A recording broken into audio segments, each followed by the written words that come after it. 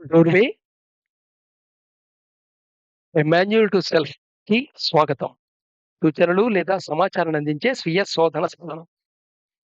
ఇక్కడ total existence గురించి సనాతన ధర్మం ఎంత సైంటిఫిక్‌గా ఎవాల్యుయేట్ చేసింది కొన్ని తరతరాలుగా అనేది అర్థమవుతుంది. సో, ఇంతకుముందు జరిగిన 5 వీడియోల యొక్క ఒక రాపిడ్ రివిజన్ ఒకసారి చూసుకొని మనం ప్రొసీడ్ అవుదాం. ఎగ్జిస్టెన్స్ అనేది ఆర్డర్‌లో ఉంటుంది. దీన్ని రిప్ అంటాం. ఈ ఆర్డర్‌ని గమనించి దాన్ని ఒక మ్యాపింగ్ రూపంలో తీసుకొస్తే దాన్ని సత్యం అంటాం.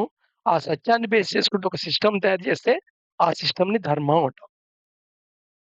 సనాతన ధర్మం అంటే ఎటర్నల్ ఎప్పటినుండో ఉన్నది అని. నెక్స్ట్ ఆ సిస్టమ్‌లో ఉన్న ప్రతి ఎలిమెంటు కొన్ని యాక్షన్స్ చేయాల్సొస్తుంది. ఆ యాక్షన్స్‌ని ఖచ్చితంగా కాన్సీక్వెన్స్ ఉంటుంది ప్రతి యాక్షన్‌కి. So, every action necessary produce a consequence.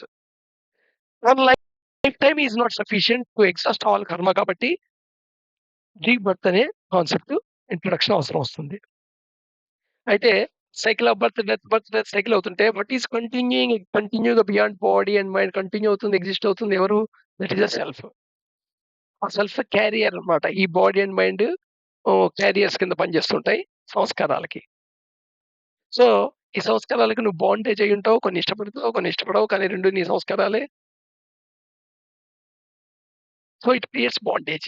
Repeated birth and death constitutes bondage ఖచ్చితంగా. ఈ బాండేజ్ లీడ్స్ టు సఫరింగ్. అందుకని freedom from the suffering okay చెప్పాలంటే ఈ సంసారం అనేది ఒక గేమ్ అని చెప్పాం గదా!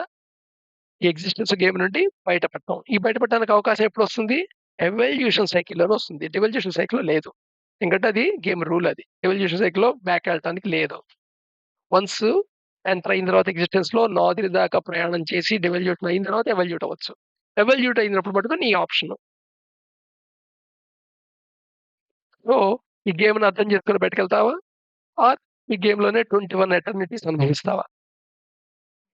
So, liberation into would state ఆ స్టేట్‌ని మనం అల్టిమేట్ రియాలిటీ అంటాం. దీన్ని ఒక ఫిజికల్‌గా అర్థం చేసుకోవద్దు. అంటే ఏదో ఈ ప్లేస్ నుండి ఇంకో ప్లేస్‌కెళ్ళినట్టుగా. ఒక స్థితి నుండి ఇంకో స్థితి కింద మార్పు కింద అర్థం చేసుకుంటే బాగా అర్థమవుతుంది. So, ultimate absolute unchanging reality అని చెప్పొచ్చు.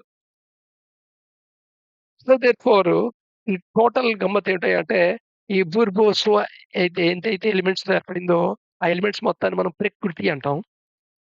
ఏదైతే క్రియేషన్‌లో ఉండే అబ్సల్యూట్ సత్యం ఏదైతే ఉందో పరబ్రహ్మం అంటాం. దాని నుండి ఏదైతే ఆ టోటల్ క్రియేషన్ ప్రాసెస్‌లో ఫ్రాగ్మెంట్స్ కింద ఏర్పడిందో దాన్ని డివైన్ ఫ్రాగ్మెంట్ సెల్ఫ్ లేదా ఆత్మ అంటాం.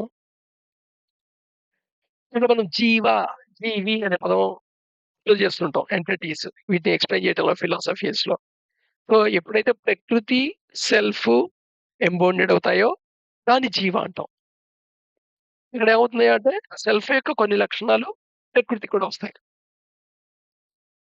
అందుకని మనలో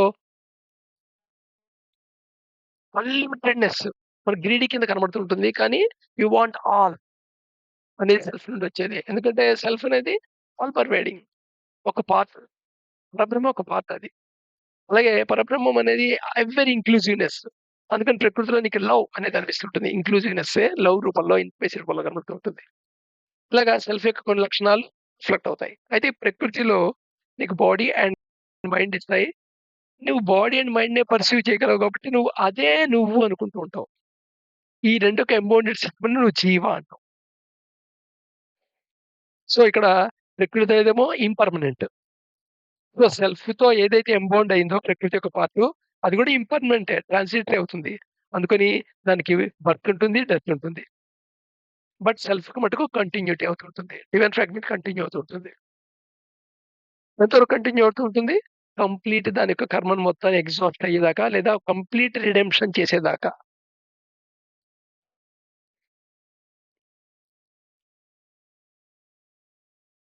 సో, ఇక్కడ చిన్న థాట్ ఎక్స్‌పెరిమెంట్ చేద్దాం. ఈ పరబ్రహ్మం ఉంటే మరి పరబ్రహ్మాన్ని మనం ఎందుకు పర్సీవ్ చేయలేకపోతున్నాం? చాలా సింపుల్. లాంగ్వేజ్‌లో చెప్పాలంటే why one cannot perceive God. దేవుడిని నేను చూడలేకపోతున్నాను. చూస్తే నేను నమ్ముతాను. నాకు ప్రూఫ్ కావాలి. నేనొక థాట్ ఎక్స్‌పెరిమెంట్ చూడండిక్కడ. Suppose perceiver one dimensional experiencer అనుకుందాం. అంటే వాడు ఒక డైమెన్షన్‌నే చూడగలడు. ఒక డైమెన్షన్‌నే చూడగలడంటే కేవలం ఒక దిక్కు ముందుకే చూస్తాడన్నమాట. స్ట్రెయిట్‌గానే చూడగలడు. ఇంక చుట్టుపక్కల ఏం కనపడదు నీకు. స్ట్రెయిట్‌గే కనపడుతుంది. సో, పక్కనున్నది నీకు తెలీదు. వెనకున్నది తెలీదు. నువ్వు ఎటు స్ట్రెయిట్‌గా కూర్చుంటే అదొకటే కనపడుతుంది. మొత్తం గిరగిరా చూసి అన్నీ చూస్తాను గదా! అనుకోద్దు. తిరిగే అవకాశం కూడా లేదనుకుందాం. సో, వన్ డైమెన్షనల్ ఎక్స్‌పీరియన్సర్ ఉన్నాడనుకుందాం. అలాగే 2 డైమెన్షనల్ ఎక్స్‌పీరియన్సర్ ఉందాం అనుకుందాం. సో, వన్ డైమెన్షనల్ ఎక్స్‌పీరియన్సరు అవుతున్న వాడికి 2 డైమెన్షనల్ ఎక్స్‌పీరియన్స్ వాడు కనపడ్డు. 2 డైమెన్షన్ వాడికి, 1 డైమెన్షన్ వాడు కనపడతాడు. నువ్వు కేవలం ఒక గ్రాఫ్‌లో ఎక్స్ యాక్సిస్ మీద ఉన్నావు. ఎక్స్ యాక్సిస్ మీద ఉండే విలువలనే కనపడతాయి నీకు. ఇంకేమి కనపడవనుకోండి ఇటు అటు. బట్ పర్సీవ్ చేయలేవనుకో. అప్పుడు ఆ పక్కనున్నది కనపడదు గదా! బిందువు. బట్ 2 డైమెన్షనల్ అంటే ఏంటంటే, నువ్వు ఎక్స్ యాక్సిస్, వై యాక్సిస్ 2 చూడగలవు. అంటే ముందు వెనక చూడగలవు. ఈ పక్క, ఆ పక్క చూడగలవు. కానీ పైన కింద చూడలేవు. 2 డైమెన్షనల్. బట్ నువ్వు పక్క, ఈ పక్క కూడా చూడగలవు కాబట్టి నీకు 1 డైమెన్షన్ వాడు కనపడతాడు. 1 డైమెన్షన్ నువ్వు పర్సీవర్ ఉన్నవాడికి 2 డైమెన్షన్ కనపడదు. So, 1 dimension cannot see the perceiver of 2 dimension. 2 dimension can see. ఇప్పుడు 2 డైమెన్షన్ వాడినిను 3 డైమెన్షన్ పై ఎక్స్‌పీరియన్స్‌ని కంపేర్ చేద్దాం. పర్సీవర్ 2 డైమెన్షన్ అయితే, ఇంకో పర్సీవర్ 3 డైమెన్షనల్ ఎక్స్‌పీరియన్స్ అయితే అంటే వీడు పొడవు, వెడల్పు, ఎత్తు, లోతు కూడా చూడగలడనుకుందాం. సో, ఇక్కడ కూడా సేమ్ అదే. సో, 2 డైమెన్షన్ పర్సీవ్ చేసిన వాడు 3 డైమెన్షన్ పర్సీవ్షన్ వాడిని చూడలేడు. వాడు ఈ డైమెన్షన్‌లోకొస్తే తప్ప.